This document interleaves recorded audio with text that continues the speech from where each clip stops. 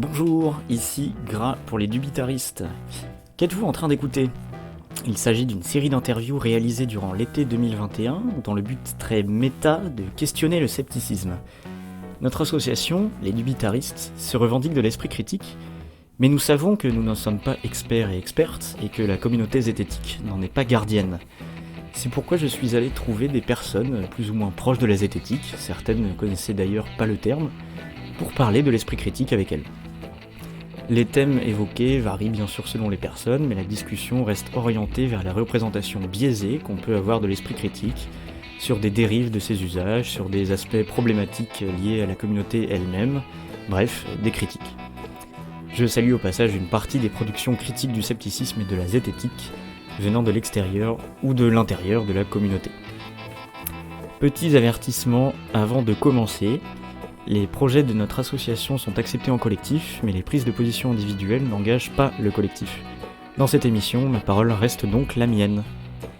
Et je vous prie d'excuser mon amateurisme en matière d'interview et de production audio, j'espère que l'émission restera agréable à écouter. Pour cet épisode, nous sommes avec SMK, la gérante de la page Argutrans, qui parle entre autres de transidentité et de transphobie. Cette page s'appelait Vie de SMK au moment de l'enregistrement, d'où la petite confusion en début d'interview. Sur ce, que le doute soit avec vous, et bonne écoute. Alors, je suis la gérante de la page Vie de SMK, donc qui est une page qui parle de... Bon, à la base, on parlait surtout de scepticisme, puis après ça a dérivé sur la sexualité, puis la transidentité, puisque je suis concernée par les deux choses, donc du coup, on a beaucoup parlé de ça après. Et puis, bon, après, on a aussi un petit peu dérivé sur le féminisme, mais c'est pas non plus le sujet principal. Le sujet principal, c'est surtout la transidentité, et on parle aussi un petit peu de la sexualité. Voilà. Où est-ce que tu te situes par rapport à la sphère sceptique ? Ah. Grande question. En fait, actuellement, j'estime que j'ai pris ce que j'avais à prendre dans les outils, comment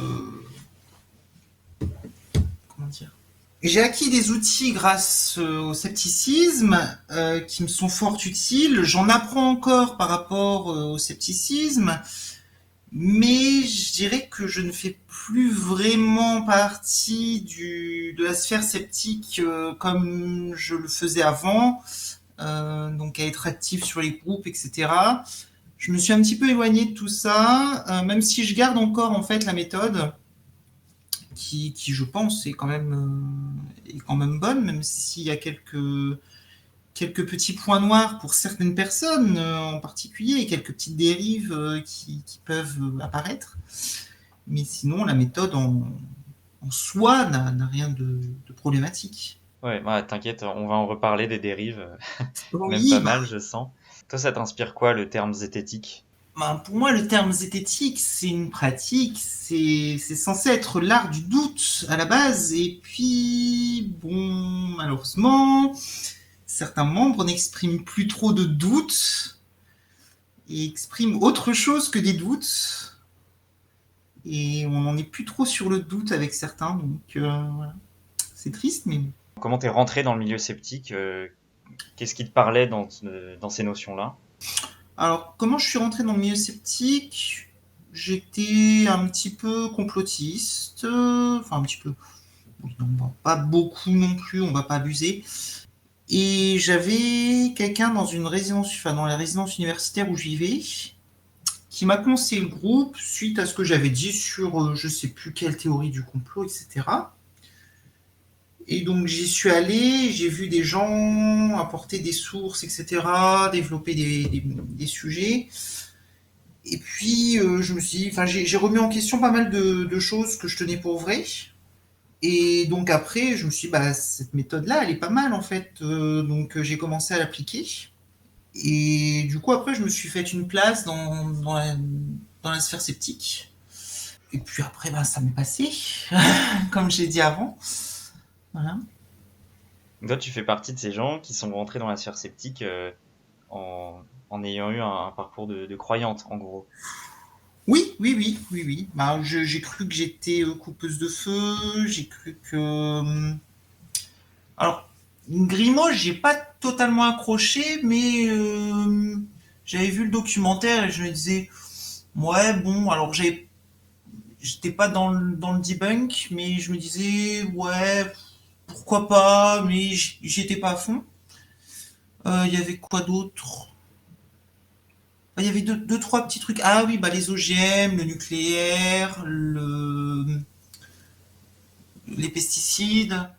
Ça, bon, j'étais à fond dedans. Et c'est ce sur quoi on va dire, enfin, c'est ce sur quoi le scepticisme m'a apporté le plus de choses, en fait. Parce que sur ces éléments-là, j'étais vraiment à côté de la plaque.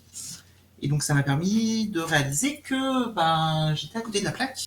Donc, j'ai dû remettre pas mal de choses en question. Et à l'aune de ton parcours, du coup, est-ce que t'as un regard, disons, autre que la plupart des sceptiques sur les croyants, les croyantes? Oui, alors même quand j'étais dans la sphère sceptique, je m'accrochais pas mal avec des personnes qui prenaient de haut les tenants. Moi, j'appelle plutôt ça des tenants. C'est mieux que croyants, puisque croyants, ça fait penser à religion, alors que tenant, c'est plutôt personne qui tient une position pour acquise, qui tient une hypothèse pour vrai, et qui prenait les gens un petit peu de haut en disant ouais ils sont cons, hein, voilà ils sont cons, ils sont totalement débiles. Et bon alors du coup ça fait un petit peu mal déjà parce que on se dit ouais bah, du coup ça veut dire que j'étais débile, ce qui était peut-être le cas, hein, mais mais mais je trouve ça un petit peu réducteur et puis très très généralisant. Et bien sûr, là, dans ce cas-là, la généralisation abusive ne les dérange pas, et du coup, ils sont eux-mêmes tenants d'une hypothèse, et du coup, ils deviennent aussi cons que ceux qui décrivent. Mais oui, du coup, je me prenais un petit peu la tête avec des personnes comme ça, en disant, bah voilà, t'es tombé du bon côté de la barrière, tant mieux pour toi, mais c'est pas pour autant que t'es plus intelligent, en fait. C'est tout un tas d'autres choses, il y a plein de facteurs qui rentrent en jeu, et tu peux pas juste dire que c'est une question d'intelligence, quoi. D'ailleurs, on a eu pas mal d'études qui ont démontré ça. Oui, oui.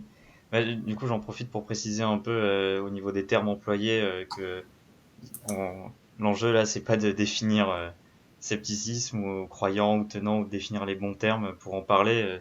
On va un peu, enfin moi en tout cas, je vais utiliser un peu ces termes à la va-vite, histoire de, Mm. en, en, en supposant qu'on sait de quoi on parle quand on les utilise, même si c'est pas forcément vrai et que des fois ça peut porter à confusion. Mais après, si je suis confuse par rapport aux mots que tu utilises, je te le dirai, je pense. Puis après, tu remarqueras peut-être que c'est pas forcément à ta question que je réponds et que je réponds à côté. Enfin, Ouais, ouais, en effet, ouais, on en profitera peut-être pour définir deux, trois trucs utiles. Et toi, ta page, tu l'avais commencé alors que tu étais déjà dans ce qu'on peut appeler la sphère sceptique. oui. Alors, j'ai commencé ma page quand j'étais dans la sphère sceptique. Alors, en fait, c'est parti d'un truc où je racontais ma vie sur le groupe du café zététique. Ouais, le café zététique. Et bon, j'avais quand même pas mal de remarques comme quoi, bon, ça n'avait pas forcément sa place là. Alors, du coup, j'ai fait une page pour raconter un petit peu, mais en fait, c'était à la base des échanges que j'avais avec des tenants dans la vie réelle. Et puis, bah, ça servait de défouloir, et puis, bon, enfin voilà, ça intéressait quand même quelques personnes, visiblement, donc voilà, mais bon, j'avais pas non plus énormément de personnes qui suivaient la page, quoi. De quoi tu parlais dessus? Bah, de débats que j'avais avec, par exemple, des collègues, ou des gens que je prenais en blablacar, ou de la famille, des trucs dans le genre.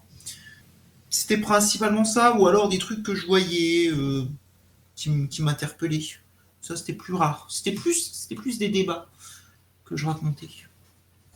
Et c'était qui ton public à l'époque?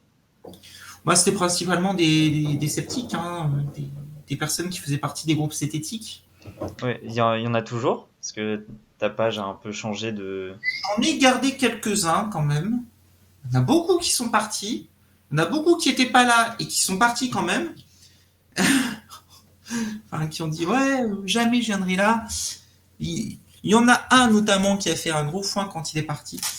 Mais alors pourquoi ils sont partis?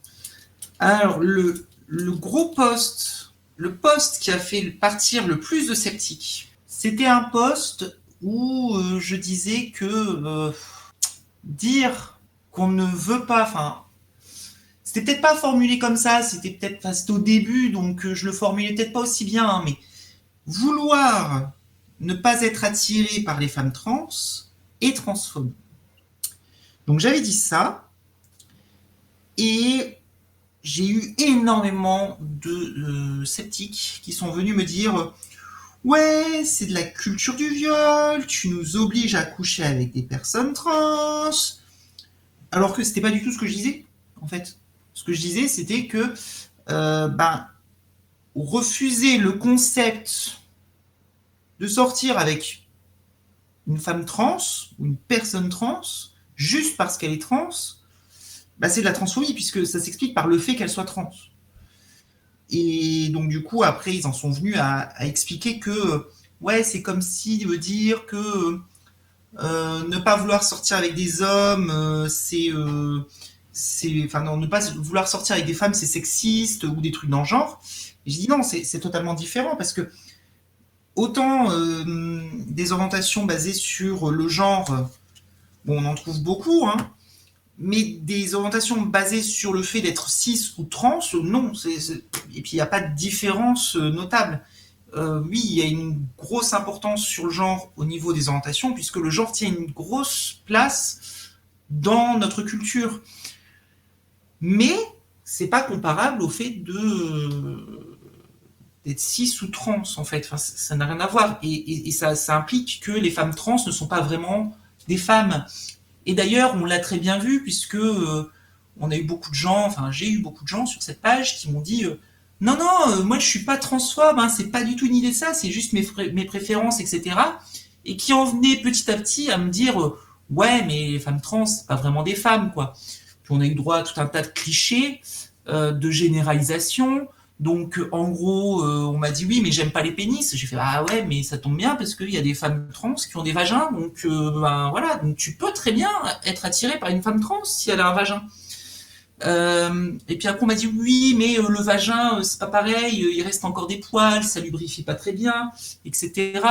Comme si le vagin de toutes les femmes cis lubrifiait super bien, comme si certains vagins n'étaient pas aussi poilus. Enfin, je sais pas, il y a une certaine idée de ce que doit être une femme qui, pour eux en fait, ne peut pas être trans en fait. Enfin, si une femme est trans, c'est plus vraiment une femme. Il y en a qui ont été cash aussi en disant que c'était le fait que ce soit un homme avant qui les dérangeait et qui n'ont pas compris que du coup c'était pas un homme avant et que du coup en fait c'était transphobe aussi cette justification. Enfin bref, en disant qu'ils sont pas transphobes et en cherchant à se justifier de ne pas être transphobes, ils sortaient tout plein de justifications transphobes. Et impossible de leur faire entendre raison et du coup j'en ai fait partir plein à coups de ban. À force d'entendre des trucs qui étaient vachement blessants et de ne pas les voir se corriger. Parce que ils étaient pleins de certitudes sur ce qu'était la transidentité, même si on n'arrêtait pas de leur dire non mais en fait là tu dis des conneries, là tu dis des conneries, là tu dis des conneries, ils te disaient non je dis pas des conneries, etc. Sans études à l'appui. Hein. Par contre nous on avait des études derrière, ça les intéressait pas très bien, enfin, c'était pas ça qui les intéressait le plus au final. Et donc du coup, après c'est pareil, il y en avait qui me mégenraient, donc je leur demandais de se corriger, et puis quand je voyais qu'ils se corrigeaient pas, ou qu'ils disaient non, je me corrige pas, ou qu'ils essayaient de passer entre les mailles, de se faufiler un petit peu, je les bannissais aussi, parce que voilà, c'était clairement du foutage de gueule. Donc voilà, à ce moment-là, il y en a plein qui sont partis. Alors après, c'est vrai que j'ai enchaîné pas mal de posts sur le sujet à ce moment-là. Donc j'avais même balancé une étude qui avait fait un sondage auprès des personnes, donc en fonction de leur orientation sexuelle, s'ils étaient plus attirés par les hommes, les femmes trans ou les hommes trans ou les personnes queer, tout confondu. Et on retrouve que en gros on a 1 à 2% des hommes, je crois, qui sont attirés par des hommes trans, mais pas par des femmes trans. Enfin, il y en a très très peu, c'est très négligeable. Les femmes sont plus attirées par des femmes trans là aussi, même si, enfin, surtout si elles sont hétéros, en fait, elles vont être attirées. Par exemple, les femmes hétéros vont être plus attirées par des femmes trans parce qu'elles vont penser qu'elle a un pénis si elles considèrent l'idée de sortir avec une personne trans. Parce que pour elles, en fait, c'est plus proche de leur orientation. Et on base tout, en fait, sur l'orientation sexuelle dans l'idée où c'est organes génitaux contre organes génitales, en fait. On définit tout sur la base des organes génitaux. Et le plus choquant que j'avais sorti avec cette étude, c'est qu'on a quand même 50% des personnes bi qui disent non, moi, c'est hors de question de sortir avec une personne trans, homme ou femme. Et donc là, j'étais là, c'est quoi l'idée du coup avec les personnes bi? Il y a un problème de préférence génitale aussi? Et on m'a dit oui, mais c'est leur droit, c'est leur préférence. Et j'ai essayé d'expliquer que si c'était une histoire de préférence, ça serait un peu plus quand même. Alors je sais que question statistique, c'est tout à fait probable que par hasard, on ait une distribution qui soit totalement pas homogène. Mais si c'était vraiment une préférence, on retrouverait quelque chose d'un peu mieux réparti, un peu plus homogène. Et là, on a quelque chose qui va de 95% des personnes qui refusent toute relation amoureuse ou sexuelle avec des personnes trans. Et donc du coup, quand on voit aussi que les personnes bi sont à 50% de personnes qui refusent ce genre de relation avec des personnes trans, on a le droit de se poser des questions sur pourquoi. Il n'y a pas d'histoire de préférence génitale comme le mettent souvent en avant les personnes cis. Hein. C'est leur grande excuse. C'est oui, mais moi je préfère les pénis, moi je préfère les vagins. C'est quoi l'excuse pour une personne bi? Parce qu'elle peut pas dire je préfère les pénis ou les vagins. Comment elle se définit bi? Si elle dit non, moi j'aime pas du tout les vagins et les femmes. Bon, alors après, on peut être bi en étant attiré par deux genres qui ne sont pas féminins, mais en général, c'est pas là où pensent les bi. Les cis, pardon. Les cis, ils sont plutôt sur bi, homme, femme. Et surtout, d'autant plus les transphobes. Et quand on voit en plus que cette étude a interrogé des personnes queer, donc dont des personnes trans, sur leurs préférences, là, quand on pose la question à des personnes queer, on retrouve beaucoup plus de personnes qui n'ont aucun problème à l'idée de sortir avec une personne trans. C'est bizarre, hein? C'est-à-dire que rien que le fait d'être plus en contact avec des personnes trans, ça ouvre un peu plus la possibilité d'eux. Et du coup, moi je me dis, on peut se poser la question, surtout quand on voit qu'on a énormément de films, on a énormément de produits culturels qui donnent l'idée que les corps des personnes trans sont repoussants, dégoûtants, quand on voit qu'on a des personnes qui considèrent que si un homme sort avec une femme trans, c'est qu'il est homo.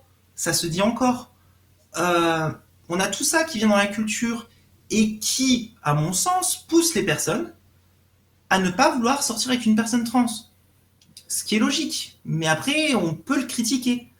Et le problème, c'est qu'il y a certaines personnes qui ne veulent pas entendre ces critiques et qui sont à l'aise avec ces critiques-là, avec ce système-là, parce que c'est confortable de se dire c'est juste que les personnes trans, c'est pas mon truc. Alors que c'est un peu plus profond que ça au final. Voilà.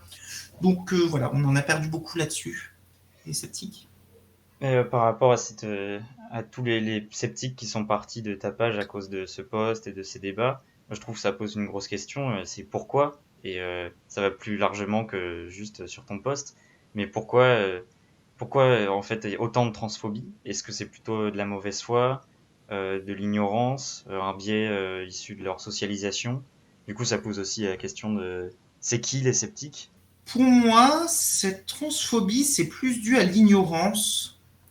Mais le problème, alors je pense qu'il y a aussi un petit peu de mauvaise foi, parce que le problème, c'est que quand on leur fait remarquer des choses, quand on leur sort des sources, quand on argumente, ils se remettent pas en question. En fait, ils trouvent une autre justification ad hoc, comme par exemple le cas avec moi j'aime pas les femmes trans parce que j'aime pas les pénis. Ah oui, mais toutes les femmes trans n'ont pas des pénis. Oui, mais. Et puis après, oui, mais c'est pas le cas de toutes les personnes trans aussi. Oui, mais. Et puis à chaque fois, c'était ça. C'était toujours un oui, mais à chaque fois. Et il y a toujours une justification derrière. Donc on cherche plutôt à se donner des raisons plutôt qu'à vraiment expliquer le nœud du problème. Et du coup, pour moi, c'est surtout ça, c'est l'ignorance et le refus de comprendre et de se renseigner. Et il y avait une autre question, je crois. Ouais, bah, pourquoi, enfin, est-ce que ce biais-là peut venir aussi de la socialisation des sceptiques? Pourquoi serait-il Ah, plus transphobe que les autres? Ou alors, tout autant d'ailleurs, je sais pas. non, je pense que c'est tout autant, hein, pas plus. Je pense pas qu'il soit plus transphobe que le reste de la société.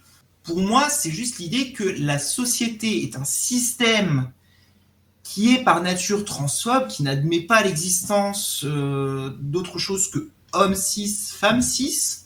Et on a toute une culture qui est transphobe et qui s'est prolongée tout en étant transphobe, qui date d'il y a très longtemps et dont on essaye à peine de se défaire. Donc forcément, tout le monde baigne là-dedans, moi la première, et j'ai été transphobe, j'ai eu des idées transphobes, des propos transphobes.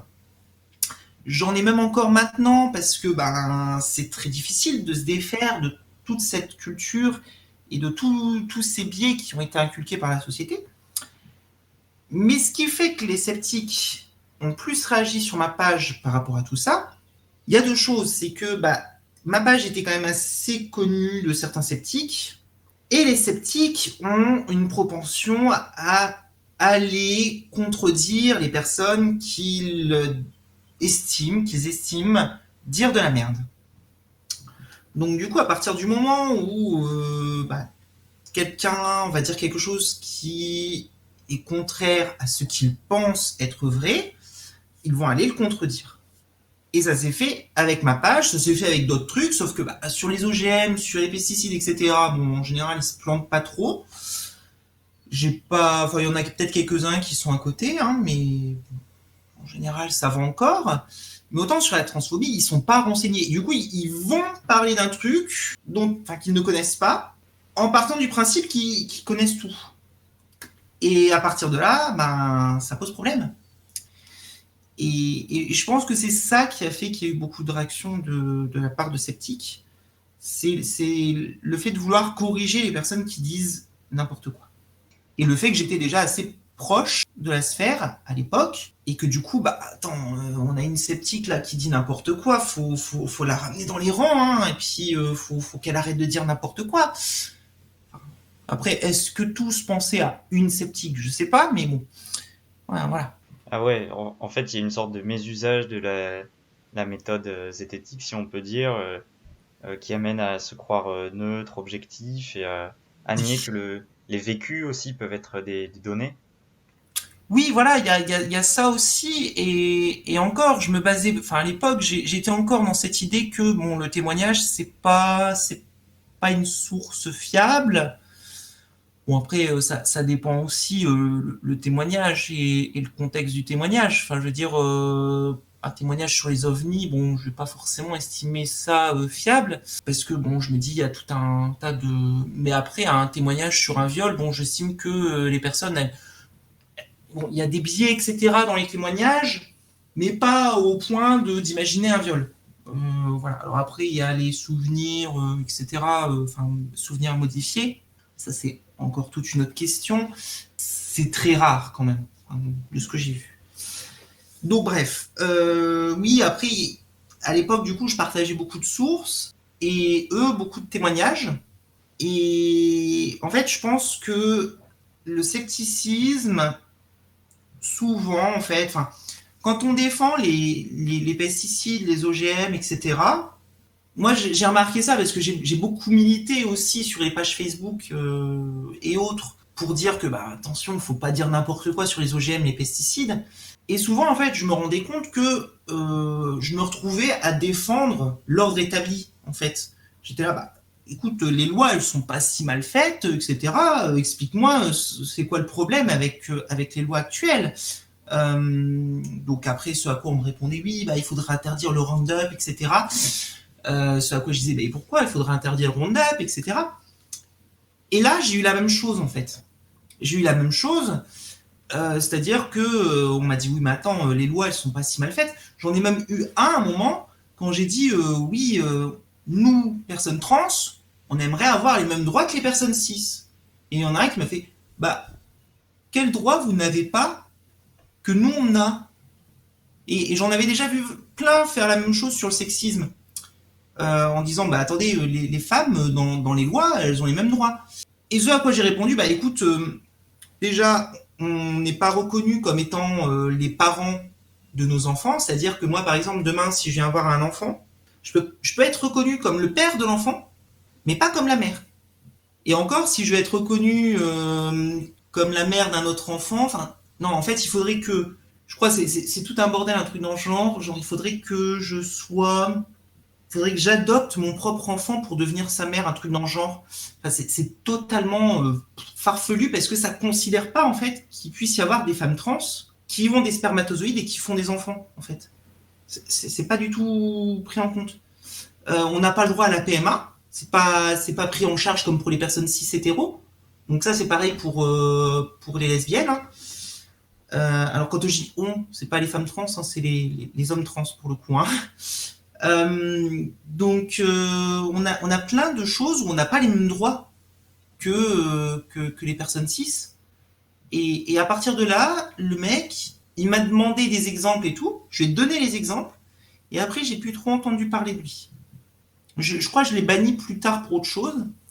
Mais là, sur le coup, il a fermé sa mouée. Et je l'ai plus trop entendu parler sur le sujet là. Et donc, oui, on a un problème avec les personnes sceptiques, c'est tout de suite chercher à défendre ce qui existe déjà, en fait, en mode, bah, c'est quoi le problème? Alors que, bah, parfois, ah oui, bah, il y a un problème, en effet, et on peut le voir, quoi, enfin. Et non, eux, ils voient pas les problèmes, ils cherchent toujours à justifier les problèmes, en fait. Ouais, mais ça, on va en reparler un petit peu. Et là, tu es en train d'évoquer un double standard qui pourrait être presque drôle si on parlait pas d'un sujet grave. Et tu avais évoqué d'autres doubles standards quand on avait discuté.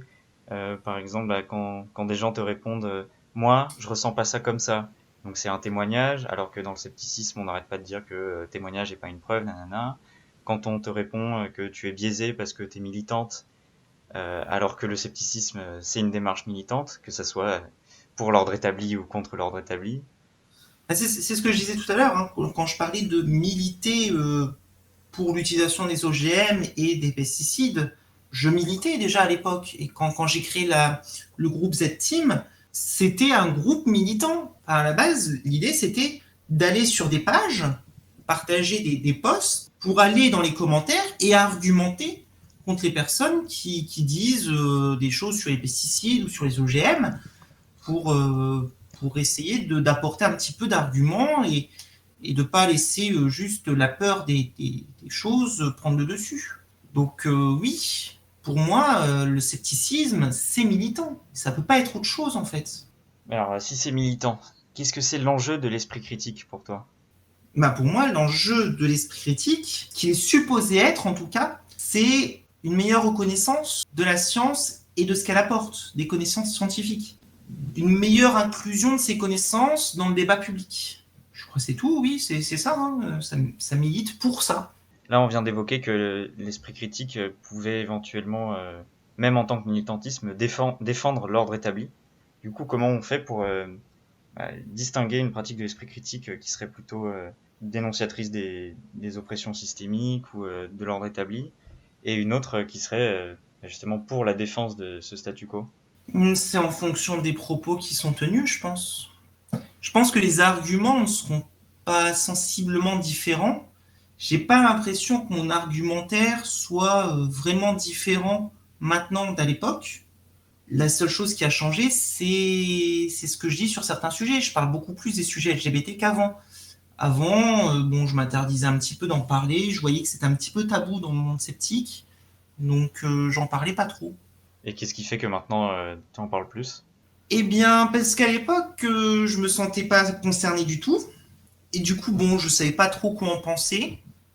J'étais pas hostile, mais bon, je savais pas trop quoi en dire, quoi en penser, donc du coup, j'en parlais pas beaucoup. Puis à partir du moment où je me suis retrouvé concerné, j'ai commencé à vouloir faire de la pédagogie. À la base, l'idée, c'était faire uniquement de la pédagogie. Et puis, après, j'ai voulu un petit peu montrer des problèmes. Et c'est là que j'ai vu que la pédagogie, en fait, quand j'en faisais, ça intéressait personne. Il y avait personne qui... Alors, peut-être le premier truc que j'ai fait, il y a eu beaucoup de gens qui étaient là, ah ouais, c'est cool, merci, c'est vachement bien. Mais quand t'en fais beaucoup, au bout d'un moment, en fait, les gens, ils s'en foutent. Et du coup, c'est pas comme ça que tu vas aller chercher les gens. Et du coup, après, ça, c'est plus parti sur des trucs qui vont aller un petit peu les titiller. Comme quand, par exemple, je dis que vouloir ne pas être attiré par une femme trans et transphobe. Là, c'est pour aller un petit peu titiller les personnes cis qui vont essayer après de... Et je trouve ça plus efficace que de faire des trucs où les gens, en fait, ils vont pas commenter, ils vont rien dire, ils vont rien faire, et puis, en fait, ils vont juste le laisser défiler et s'en foutre. Un petit peu plus efficace quand même, ça fait un petit peu plus bouger les choses parce que ça fait réagir et ça dérange un petit peu. Voilà. Je sais plus quelle était la question à la base. Oui, comment l'esprit critique pouvait servir à défendre l'ordre établi ou au contraire l'attaquer, quoi. Oui, comme je disais, oui, c'est en fonction de ce qui est dit. Parce que après, les arguments, bon après déjà, tous les sceptiques ne vont pas utiliser les mêmes arguments non plus. On va retrouver certains arguments en commun, mais pas tous non plus. Donc, ouais, c'est vraiment en fonction de ce qui est dit. Au fur et à mesure que je parle avec des personnes de la communauté sceptique, mais qui parlent de sujets dont on parle assez peu dans la communauté sceptique, j'ai l'impression que les sujets qu'on traite habituellement dans la communauté sont des sujets qui sont pas forcément très importants, ou en tout cas qui sont éloignés de nos vies de tous les jours. Je sais pas moi, l'astrologie ou la radiesthésie, en fait je m'y suis jamais confronté. Pourtant je sais plein de trucs dessus, juste parce que je suis dans la communauté sceptique. Les OGM, le nucléaire, c'est des questions de société importantes, mais finalement tout ça m'a l'air très éloigné, quoi. Ça fait pas partie réellement de mon quotidien. En tout cas, je le ressens pas comme ça. Alors que d'autres sujets qui nécessitent de remettre en question nos modes de pensée, des normes établies, comme les questions de genre ou de sexualité, ça fait vraiment partie de nos quotidiens et de façon beaucoup plus prégnante, quoi. Et c'est peut-être plus important de remettre ça en question que d'autres sujets. Je sais pas si ce que t'en penses. Ouais, alors après, les quotidiens des gens varient en fonction des gens. C'est-à-dire que, oui, à partir du moment où je me suis rendu compte que j'étais trans, les sujets LGBT faisaient beaucoup plus partie de mon quotidien qu'avant. Qu'avant où je pensais que mes plus gros problèmes, c'était par exemple le nucléaire, les pesticides, d'autres choses. Bon, radiesthésie, ça m'a jamais vraiment trop intéressé, mais bon, il y avait d'autres sujets, hein. Euh, et donc du coup, je pense que pour eux, c'est l'inverse en fait. Pour eux, le nucléaire, la radiesthésie, etc., ça fait beaucoup plus partie de leur vie que les sujets LGBT, parce que peut-être qu'ils n'ont jamais croisé une personne trans de leur vie, peut-être qu'ils ont, enfin du moins, ils n'ont pas conscience d'avoir croisé une personne trans de leur vie, peut-être qu'ils n'ont jamais eu l'occasion de discuter avec une personne homo, ou enfin je sais pas. Donc du coup ils se sentent pas concernés et puis pour eux c'est pas si important que ça en fait comme sujet. Mais après ouais on retrouve toujours un petit peu les mêmes sujets. Et c'est vrai qu'on parle pas beaucoup des sujets LGBT et je crois que c'est un petit peu tabou en fait. Les gens s'interdisent un petit peu d'en parler parce qu'ils savent que il va y avoir des soucis en fait, que tout le monde va pas être d'accord, que ça va s'écharper et donc du coup ils veulent éviter ça. Est-ce que c'est une bonne idée? Je sais pas. Ce pourquoi je posais la question, c'est parce que moi, je pense que c'est une mauvaise idée, parce que le sujet des oppressions systémiques, par exemple, même si on n'a pas conscience que c'est notre vécu de tous les jours, on est beaucoup à en exercer, parce que on a Sûr. une, deux, trois dominations, enfin critères qui fait qu'on est dominant ou dominante. Tous ne le voient pas comme ça. Il y en a beaucoup qui, pour eux, en fait, ils n'exercent aucune oppression. Donc du coup, ils vont pas se dire ouais, il faut que je m'intéresse à ce sujet-là parce que j'exerce des oppressions. Et après, quand je disais, je sais pas si c'est une bonne idée ou pas, c'était plus dans le sens, Bon, pour le groupe, pour la préservation du groupe, c'est une bonne idée parce que si les gens s'écharpent le moins possible, on garde un groupe où les gens vont pas se barrer et puis ça va être relativement calme en disant oui, bon, vous avez le droit de pas être d'accord, hein, mais bon, voilà, vous exprimez pas sur le sujet.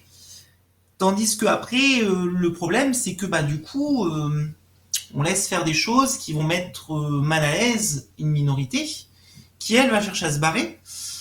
Mais alors, pour la préservation du groupe sceptique, ça va minimiser les pertes, parce qu'il n'y en aura pas beaucoup qui vont se barrer. Mais après, c'est vrai que niveau oppression, bon, ça se pose là quand même, quoi. Du coup. Ah, tu dis, c'est pas leur vécu, ils s'en rendent pas compte, mais il se trouve que c'est le cas, et Je de recherche pas l'esprit critique appliqué à soi pourrait permettre de s'en rendre compte, justement. Oui, ça pourrait. Alors, après, je sais que personnellement, et j'en ai beaucoup appris, hein, en commençant à vivre du sexisme, je me suis rendu compte à quel point j'étais aveugle, tout en pourtant m'intéressant entre guillemets au sujet. C'est-à-dire que j'essayais de pas être de côté sur le sujet, quoi. Enfin, j'essayais de m'intéresser un petit peu. C'était pas mon sujet favori, mais j'essayais de m'y intéresser un petit peu pour essayer de comprendre ce que c'était. Bon, voilà, je me définissais comme antiraciste. Bon, j'étais encore très loin des positions antiracistes que j'ai maintenant. Je me définissais comme féministe, même si ça posait problème. Et au final, en fait, je comprenais pas tout au sujet parce que j'étais pas concerné. Je pense pas qu'on puisse tout comprendre sans être concerné. Mais bon, maintenant ça va. C'est un petit peu plus ce qui est problématique pour les personnes trans parce que je le vis aussi.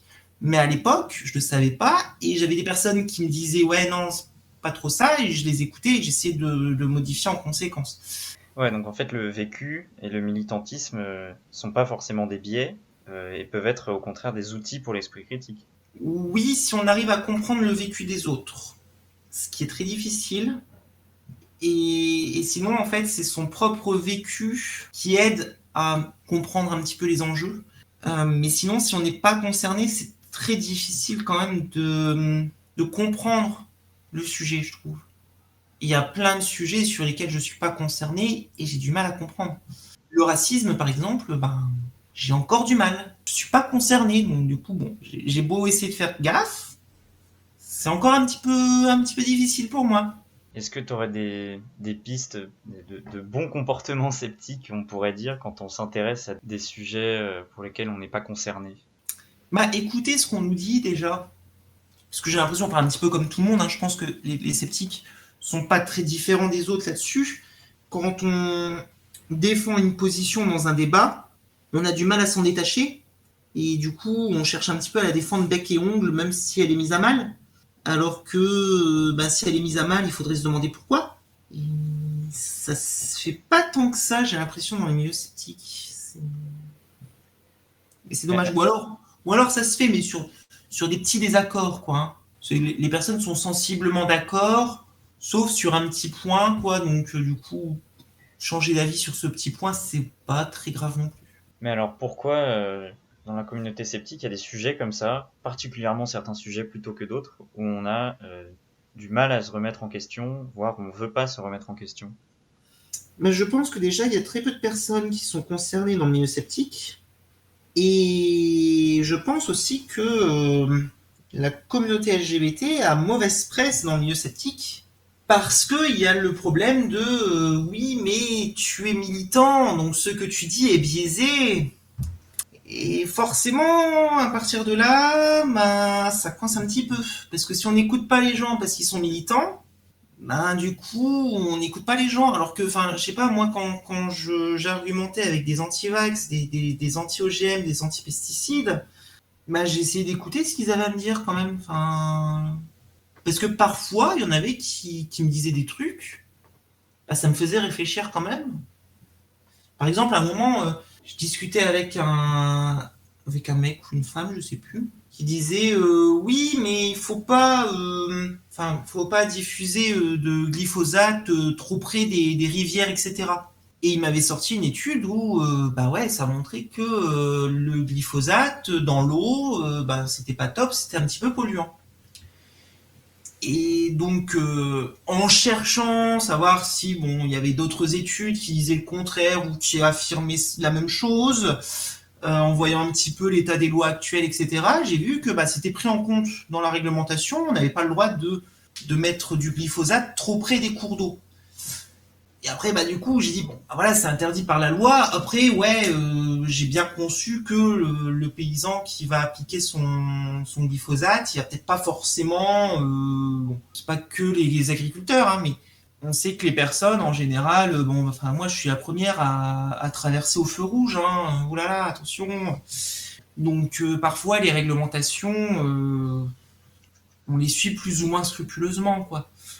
Et donc, du coup, ça m'a fait réfléchir. Et je pense qu'il faut pas. Enfin, il y a un problème, en fait. Il y a déjà une dérive dans le monde sceptique qui consiste à ne pas écouter une personne qu'on considère biaisée, en fait. C'est totalement con. Comment tu veux contredire une personne si tu l'écoutes pas? Et ça vient des mêmes qui nous reprochent de pas les écouter quand ils font des critiques sur la communauté LGBT. Ça fait encore une fois double standard, quoi. Mais est-ce que le militantisme, c'est vraiment un biais? Je pense qu'en étant militant, on est biaisé du fait de... Enfin, pas forcément biaisé. Quand on est concerné, on est biaisé du fait d'être concerné. Je suis absolument d'accord là-dessus. Mais c'est contrebalancé par le fait de bien connaître, au minimum, notre vécu, en fait. C'est-à-dire que moi, j'ai des gens, hein, alors pas du milieu sceptique, je vais pas exagérer non plus, qui ont été jusqu'à m'inventer une vie en mode ouais, dans la rue, tout le monde te dit monsieur, alors que c'est pas le cas. Dans la rue, on me dit madame, enfin au boulot, quand je me présente, on me dit madame, quoi, enfin voilà. Mais pour eux, non, c'est pas possible. Alors ils m'inventent une vie et ils me disent voilà, je connais mieux ta vie que toi. Et je pense que bon, pour connaître mon vécu, je crois que je suis quand même la mieux placée. Alors après, être trans, c'est comme faire un enfant, ça donne pas toutes les connaissances sur le sujet, hein. Il y a des personnes trans qui connaissent pas grand-chose à la transidentité. Moi-même, par exemple, je connais pas grand-chose sur les opérations. Il y a plein de personnes trans qui connaissent plein de trucs sur les opérations. Moi, c'est pas mon truc. Voilà, tout ce qui est à l'intérieur du corps, c'est très bien là où c'est. On pense savoir plus, hein, voilà. On a de la peau, c'est pour pas que je vois, hein, voilà. Enfin, je dis pas que la peau est conçue pour pas que je vois, mais ça me permet de ne pas voir et je trouve ça très bien comme ça.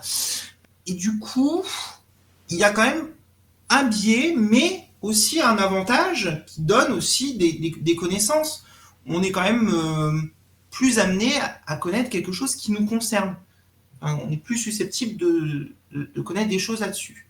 Et le truc, c'est que même quand on n'est pas concerné, quand on exprime un avis sur une question, on fait aussi du militantisme. À partir du moment où on exprime un avis sur la manière dont devraient être les choses, on fait du militantisme. Et c'est souvent ce que font les zététiciens. En disant que les choses sont très bien comme ça. Ils disent que les choses devraient être comme ça. Donc ils militent, au final. Ouais, tout à fait, mais sans parfois s'en rendre compte, en fait. Oui, bien sûr, parce que pour eux, vu qu'ils ne font pas partie d'une communauté concernée, vu qu'ils n'appartiennent pas à un parti politique, souvent, hein, vu qu'ils se considèrent comme étant pas du tout concernés, ils s'estiment neutres, alors que non. Parce que du coup, en étant neutre, ils cherchent à défendre ce qui existe déjà, et c'est ce qui s'est passé à chaque fois. C'est toujours justifier ce qui se passe, en fait. Est-ce que c'est par rapport à ces trucs-là que toi tu t'es éloigné de la sphère sceptique? C'est plus le résultat qui m'a éloigné, c'est-à-dire que, bon, à force de m'entendre dire que j'étais biaisé, que je pouvais pas parler du sujet, etc., alors que c'est un sujet où je suis concerné, et que j'avais quand même des informations, et que je balançais des études, et que derrière, on me balançait pas d'études, et on me disait oui, mais t'es biaisé, puis en plus, ton étude, moi, j'ai pas l'impression que ça se passe comme ça pour moi. Bon, je me suis dit, c'est un petit peu hypocrite quand même, le monde sceptique, et du coup je m'en suis un petit peu éloigné à force de m'en faire rejeter et d'être un petit peu repoussé par certaines pratiques. Moi, j'ai l'impression que dans le milieu sceptique, il y a certains sujets qui sont d'emblée étiquetés sceptiques, parce qu'on les traite beaucoup, et d'autres, on les traite peu, et ils n'ont pas cette appellation, quoi. Justement, ça me paraît très sain que les sujets qu'on traite peu soient traités en leur apposant l'étiquette sceptique, pour montrer que ça aussi, c'est des sujets sur lesquels on peut appliquer son esprit critique, c'est des sujets pas moins importants que les autres, voire davantage plus. Oui, alors en fait, j'ai l'impression que dans le milieu sceptique, il y a une culture de la liste noire. Alors je vais m'expliquer. C'était quelque chose que je disais à mes élèves de faire, et en soi, c'est pas si problématique que ça. Je leur disais, voilà, si un site d'information qui vous donne des informations pas fiables, n'allez pas retourner le voir, parce qu'il n'est pas fiable. Et du coup, bon, c'est vrai que quand je vois un média ou un truc dans le genre qui me balance des conneries, même si derrière il me balance quelque chose de vrai, bon, j'ai préféré aller vérifier quand même. Et on retrouve un petit peu ça dans une sorte de catégorisation par les sceptiques de plein de sujets.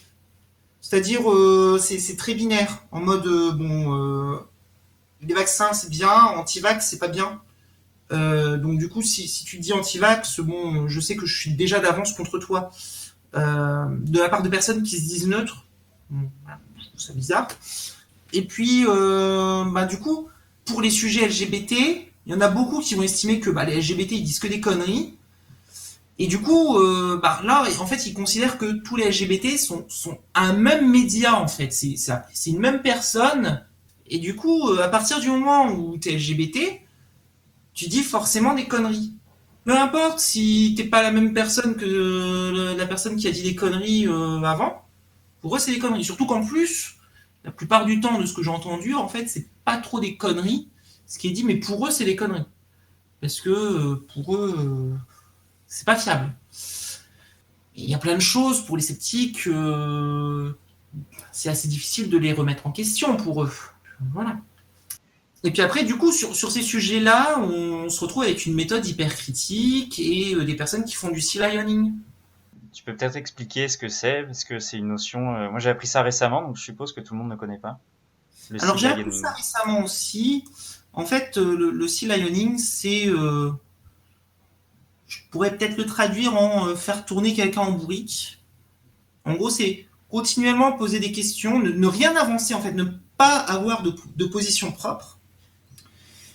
Donc ça, c'est vraiment ce que font les ethnotrapolitiques purs, quoi. Enfin, c'est ceux qui vont estimer qu'ils sont totalement neutres. Et en fait, ils vont pas avancer de position. Ils vont pas dire ce qu'ils pensent du sujet. Ils vont seulement poser des questions. Alors, c'est un petit peu une dérive de l'entretien épistémique, pardon, puisque l'entretien épistémique, ça sert à essayer de comprendre le point de vue de la personne avec des questions et de lui répondre et de l'amener à avoir un cheminement de pensée, etc.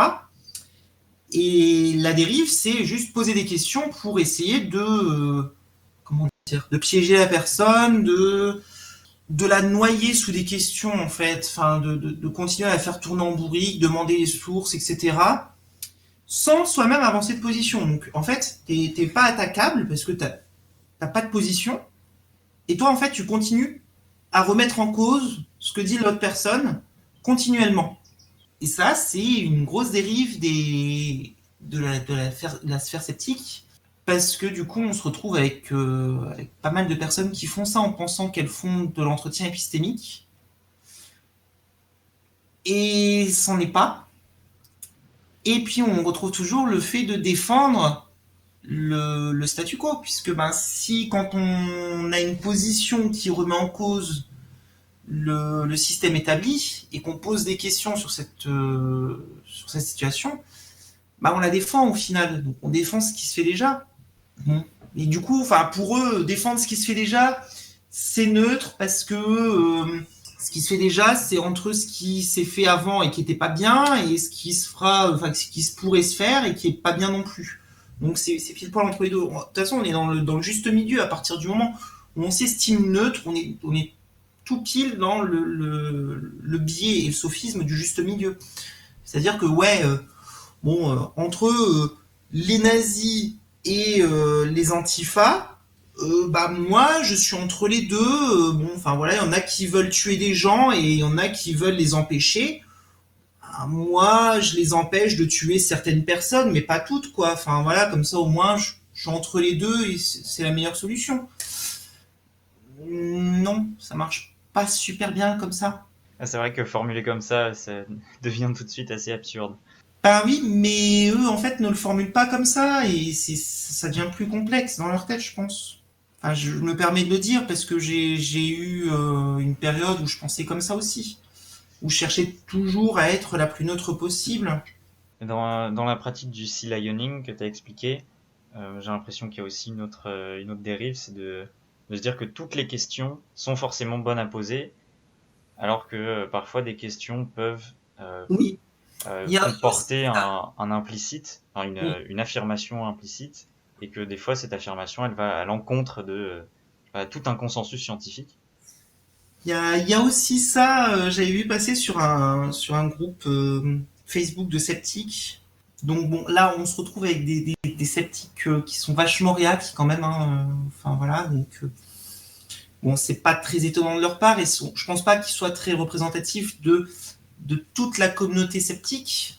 Mais c'est la frange la plus réac du mouvement, je trouve. Enfin, il y a peut-être plus, hein, mais j'ai pas à ma connaissance. Qui disait, ouais, les thérapies de conversion, j'ai appris que ça existait encore et que on cherchait à l'interdire. Et du coup, je me pose la question de savoir si il y aurait des justifications scientifiques à ces thérapies. Bien sûr que c'est pas bien, hein, les thérapies de conversion, mais est-ce qu'on pourrait trouver un intérêt à les pratiquer? Et là, tu dis, mais en fait, ta question, elle est moisie, quoi. Enfin, mais eux, ils s'en rendent pas compte. Pour eux, bon, c'est une question comme une autre. C'est comme s'ils disaient, oh, est-ce que tu veux une glace à la vanille, quoi. Enfin, voilà. Pour eux, provoquer le suicide d'énormément de personnes par le biais des thérapies de conversion, c'est pas grave. C'est pas un sujet. Donc, ils peuvent poser la question. Et il y a cette idée que, de toute façon, la liberté d'expression permet de tout dire et que, du coup, on peut parler de tout. On peut débattre sur tout. Et c'est les premiers qui, derrière, en fait, vont dire non, mais il n'y a pas de débat à avoir sur les OGM. Les OGM ne posent pas problème, c'est tout. Alors que, techniquement, on peut avoir des débats sur les OGM, parce que certains OGM peuvent poser problème.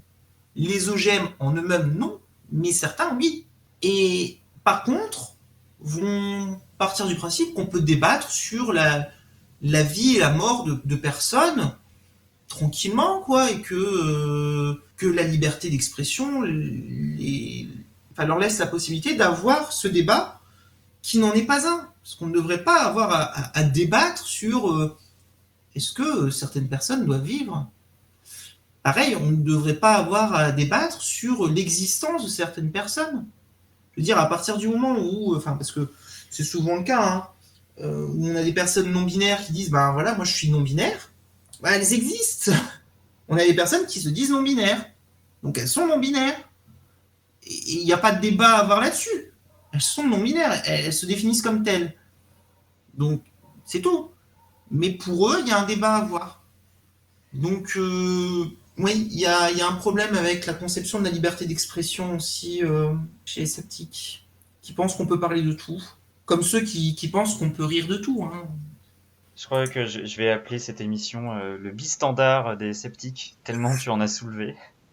Oui, oui. Bah après, les sceptiques sont humains comme tous les autres et sont amenés à avoir des biais. C'est pas ça que je leur reproche, mais après, c'est vrai que venant de la part de sceptiques qui sont censés être au courant de ces biais, bah, ça fait un peu tâche, quoi. J'ai l'impression que là, la critique que tu viens de faire, comme quoi les sceptiques sont humains, ils ont des biais aussi, comme beaucoup d'autres de ces critiques, la plupart des sceptiques les acceptent, il n'y a pas de souci, ils réalisent bien, mais Oui, qu'ils agissent c'est pas en quand conséquence. Enfin, quand je dis oui, les sceptiques, je m'inclus dedans, hein, c'est on comprend certaines critiques, Si. mais on n'en tire pas les conséquences, on n'agit pas comme tel. Oui, bah c'est comme pour tout le monde. Et même moi, hein, je vais pas dire le contraire. Je suis la première à reconnaître que j'ai des biais, mais quand on me les fait remarquer en plein dans le débat, je vais avoir tendance à les nier. C'est normal. Et puis et les sceptiques, c'est pareil. Euh, mais du coup, oui, vu qu'il y a des sujets qui sont plus problématiques pour les sceptiques, il y a des florilèges de biais sur ces sujets-là, et ça se voit. Et le problème, c'est que c'est toujours les mêmes sujets, donc on commence à se poser des questions. Hein. C'est un petit peu suspect. Et sur ta page, est-ce que tu as déjà assisté, est-ce que tu as déjà vu des changements d'opinion par rapport au sujet que tu traites de la part de sceptiques ou de non-sceptiques d'ailleurs? De sceptiques, non, je crois pas. Tu les as bannis avant? Bah, on a eu une longue conversation à chaque fois avant que je les bannisse, hein, mais ils avaient trop plein de certitudes pour pouvoir changer d'avis. Par contre, j'en ai vu hein, des personnes qui changeaient d'avis en face, que ce soit sur les OGM, les vaccins, le nucléaire ou même la transidentité. Hein. Ça, j'en ai vu, mais pas chez les sceptiques en fait. Et je pense qu'il y a aussi un petit peu de l'idée de non, je suis sceptique, j'ai les ressources pour pas me tromper, donc si j'ai une position, c'est que je me suis pas trompé. Ok. Et je le fais peut-être aussi, hein, je dis pas le contraire. Bon, après, en général, sur la transidentité, je teste aussi des trucs. Parfois, je me rends compte que ben, ça marche pas trop. Donc, je me ravise un petit peu. Voilà. C'est peut-être tout le danger de l'étiquette sceptique, même Mm. si les étiquettes, ça sert à quelque chose, c'est très utile, mais se l'appliquer à soi-même, avoir une communauté qui nous légitime cette étiquette, fait qu'on va prendre cette posture sceptique, et par biais d'engagement, on va continuer à défendre ce que défendent les gens autour de nous, ce qu'on a défendu par ailleurs, et on aura plus de mal à changer d'avis, quoi. C'est ça.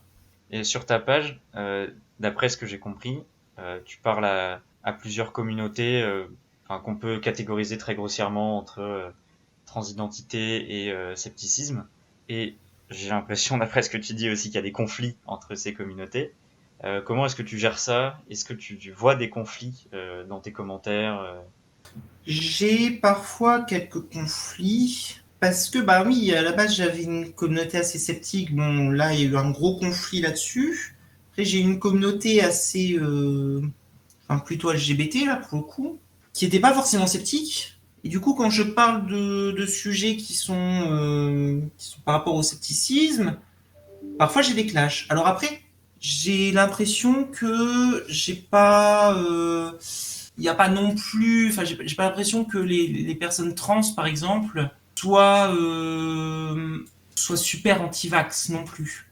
Mais je me rappelle qu'à un moment j'avais parlé de vaccin et bon, il y avait des personnes qui étaient pas trop pour les vaccins et j'étais là, mais attends, alors c'était des personnes que je connais donc je savais qu'elles étaient hormonées. Je disais, mais attends, tu prends un traitement hormonal qui est largement plus dangereux que le vaccin, mais tu refuses un vaccin parce que c'est dangereux. Je ne comprends pas la logique. Et du coup, j'ai eu des personnes qui ont mal réagi à certains propos sur les vaccins, ou même quand j'avais été à Nature et Découverte, et puis j'avais pris des photos de certains sujets, enfin de certains livres, de certains objets, etc. On m'avait dit oui, c'est pas bien de se moquer des croyances, etc. Je dis ah oui, enfin après, c'est pas une croyance religieuse, et oui, tu es libre d'y croire, mais après, je suis aussi libre de critiquer ça, en fait. Et puis, c'était pas. Bon, alors, c'était un petit peu cinglant, mais il y avait des critiques quand même. C'était pas juste me moquer pour me moquer. Et après, bon, si on mettait ça sur le même plan que la religion, dans ce cas-là, ça pose problème, parce que si ces croyances-là deviennent religion alors qu'elles sont supposées être scientifiques, puisque c'était des croyances pseudo-scientifiques, dans ce cas-là, on admet que c'est plus scientifique du tout. Si ça met sur le même plan que la religion à protéger, entre guillemets, du blasphème. Euh, donc du coup, voilà. Et là, ta page en ce moment, ça va, ça arrive à contenir Les sceptiques Non, énormes. bah parce que maintenant, j'ai plus trop de sceptiques sur ma page. Ils sont tous partis, pardon, où je les ai fait partir. Donc, du coup, ça va. Et c'est quoi le lien que tu maintiens avec la communauté? T'es sur d'autres pages, d'autres groupes? Plus trop, mais il y a encore des personnes qui sont dans la communauté avec qui je parle. Alors après, c'est toujours des personnes. Soit elles sont claires sur le fait que elles sont critiques envers la communauté, soit elles essayent de tempérer un petit peu et je m'en méfie parce que justement les personnes qui tempèrent en fait se mettent dans un juste milieu entre le juste milieu et, d'autres personnes. Donc du coup on retrouve un petit peu l'histoire de ouais bon je vais faire un petit peu la diplomatie et me mettre entre les deux, mais c'est pas forcément la position qui est la plus sensée. Ça fait un peu not all sceptique. Bah, c'est pas exactement ça, mais c'est des personnes qui vont tolérer certaines choses du milieu sceptique, pouvoir essayer de les changer, etc., sans vraiment trop être radical, quoi. Enfin, du coup, quand on a des personnes qui débattent sur le fait que ben, les thérapies de conversion, peut-être il y a des intérêts à le faire, et qu'il y a des personnes qui vont essayer de faire la diplomatie en disant ouais, bah en fait il n'y a pas trop d'intérêt, voici, etc., et qui rentrent en fait dans le jeu de ces personnes-là, je considère pas que ces personnes-là essaient de faire bouger les choses. Elles essayent de rallier deux mondes qui ne peuvent pas être racolés en fait. On peut pas mettre tout le monde d'accord, c'est pas possible parfois. Et parfois en fait il faut prendre une position, mais c'est très difficile pour certains sceptiques. Ouais. Donc voilà. Ok, mais super. Bon, en tout cas, moi, je continue à suivre ta page. Je Bah, suis heureux merci. d'avoir découvert ça. Merci. N'hésite pas à participer en commentaire si tu comprends pas certaines choses. Hein. Enfin, j'hésite Ouais. pas à répondre en général. Hein. Ouais, ouais, c'est vrai que débarquant dans ce truc-là, il y a plein de trucs où j'ai du mal à saisir les débats, mais Bah oui, c'est vrai que c'est pas évident. Et ça aussi, au début, on me l'a reproché. Hein.